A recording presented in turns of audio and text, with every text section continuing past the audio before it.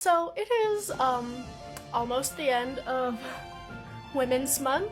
I was going to make this video at the start, but I forgot. So let's talk about Florence Nightingale. So Florence Nightingale was born in England in 1820, and she is known as kind of the founder of modern nursing. She did so much for like healthcare and medicine and all that. She is very important in getting especially nursing to where it's at today. So she's most well known for serving as a nurse in the Crimean War, and she did a lot of help there and was very, very important in like nursing and taking care of wounded soldiers and all that.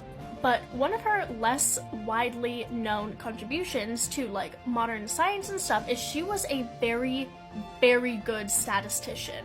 She is known for developing a very important pie chart, which is not really a thing that was used back then. She developed one of those, and it was very, very helpful in advancing nursing. She was a big promoter of hygiene and sanitation, which now does not sound like a big deal because, like, okay, yeah, we know that diseases spread a lot faster and a lot worse when shit's dirty, but back in the like late and early 1800s, whoa, it was not as widely considered. This is kind of the pie chart that she was famous for developing. It shows the most common causes of deaths of soldiers throughout the year.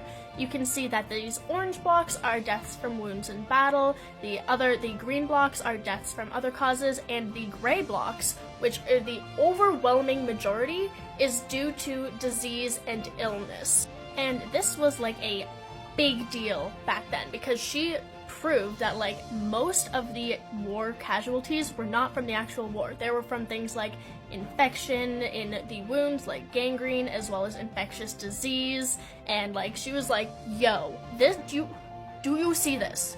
Do you see what is happening here? We should be way more concerned about disease than we are. And this was also largely due to poor sanitation and hygiene practices, especially concerning like surgery. If you were a soldier that got shot or something and needed a leg amputated, they did not have good sanitization practices at all, so it was very, very likely that you would develop gangrene and your leg would kill you, basically. If it wasn't the gunshot that killed you, it was infection because of the very poor sanitization. So this was very important that she brought so much attention to this, because then after the doctors were like, yeah, maybe we should look at that. And then casualties due to infectious disease decreased significantly because of much better health practices and sanitization practices. So good.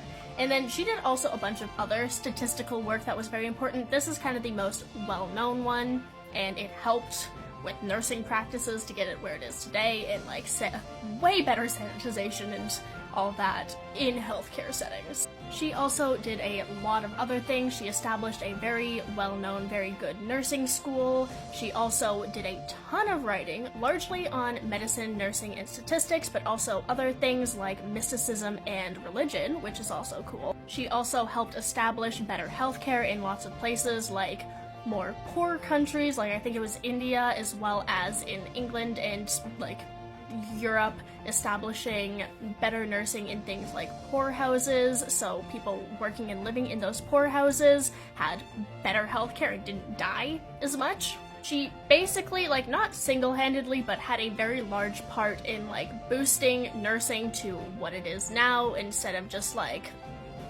people kind of being like, well, you're dying, that sucks. She helped with lots of patients with both physical help and mental health, like comfort and all that. She also, like, again, with her popular pie chart diagram, she helped establish germ theory, which we know today, like, germs cause disease. That's it. That's kind of, she helped, like, establish that. So again, that was a massive boost in healthcare, like germs, dirty, poor hygiene, disease, death, which was not a very popular theory back then, as like well established as it is now. People didn't really believe in that much back then, but she helped like get that very well established, which saved so many lives.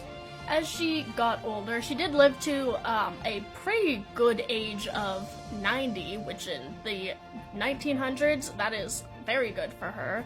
She did live to a pretty old age, considering, and as she aged, she did have a bit of a less active role, but she did do still quite a lot of writing and administrative stuff with like hospital planning and nursing planning, all that, until she like physically couldn't. So bottom line, this chick is an icon, and she did so much good for statistics and nursing and germ theory and science, and lots of people know her for her role in caring for soldiers, but most people don't really know how active of a scientific and mathematic role she has, which is unfortunate, but again, this lady is an absolute icon.